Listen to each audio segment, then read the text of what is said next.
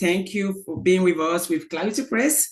I just want to, if you can introduce yourself so that way people can know you better.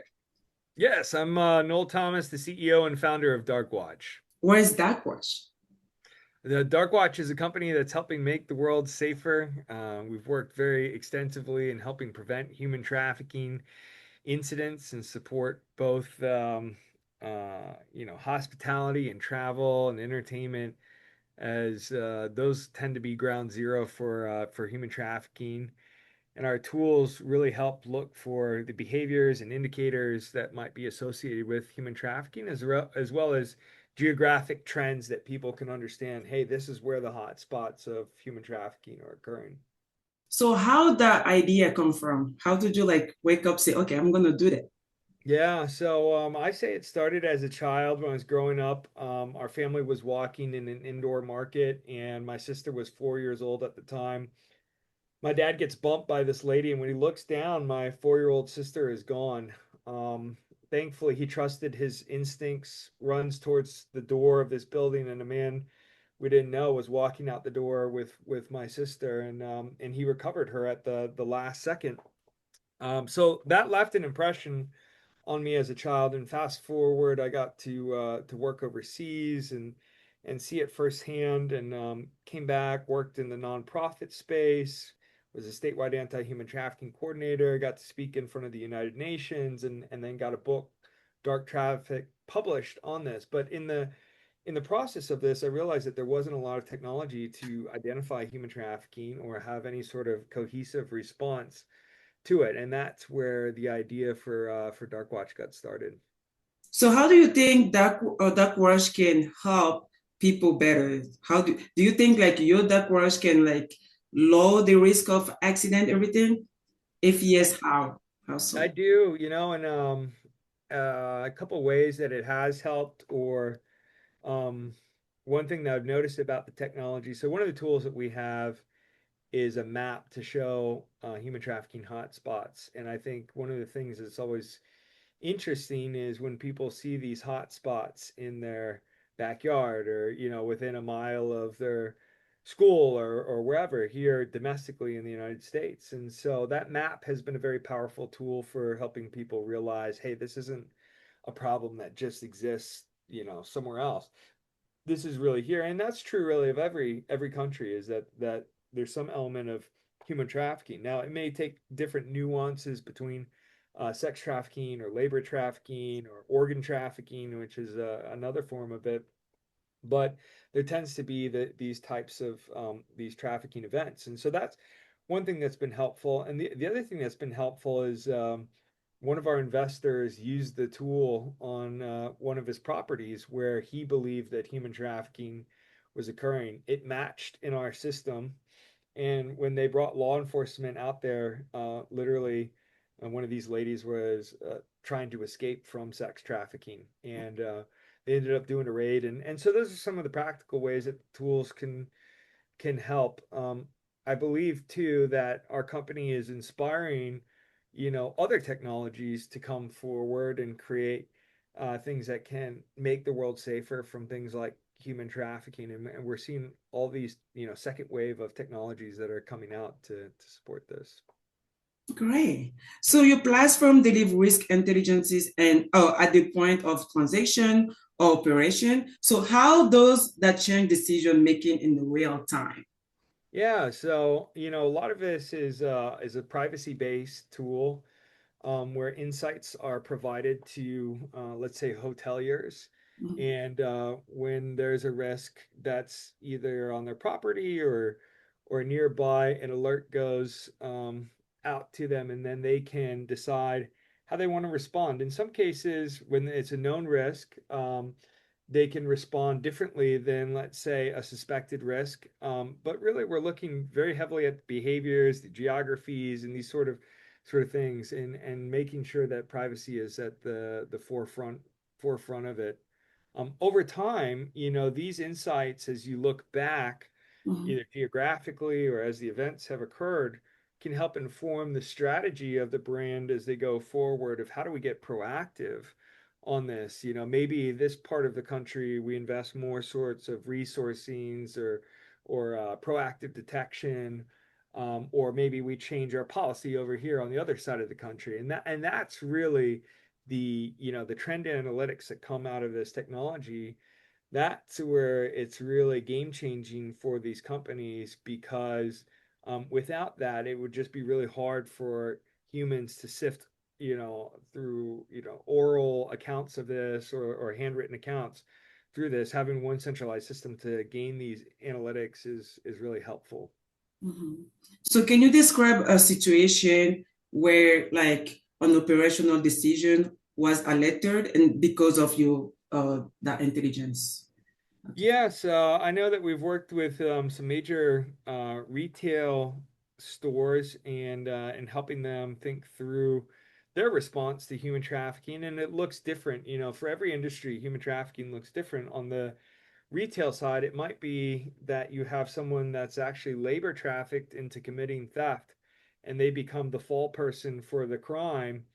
They're the ones that end up getting in trouble for committing the crime, and the person architecting the crime never gets caught. And so one of the things that we did was this mass training for retailers, and they started identifying human trafficking not only within their stores or behaviors around that and changing policy of how to detect it, but also when they would travel, leadership would go travel, they would be looking for this. And in one case, one of the guys we trained, he saw what he suspected as a human trafficking situation and was able to report it. And so he said that like even just the awareness of these types and better understanding, not only on corporate policy and strategy, but even in just day-to-day living, can help save a life.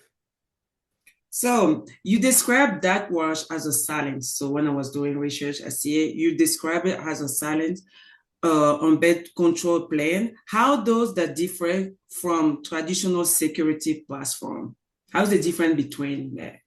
Yeah, so one of the challenges with traditional security is it's always reacting to the event, and you want to get further upstream of a critical event. And so by working with the payments companies and let's say the reservation companies, we can provide those risks analytics and those trends over time in advance so that everything is not just reactionary after it. And so um, one example of this was there was a major NBA game with the Mavericks that made public news where a girl was going to the bathroom. She was with her father, and she ends up getting human trafficked, and they end up finding her when she was in another state after she had been When trafficked. that happened? I When? believe that was like two or 3 years ago. Oh, And that event in Houston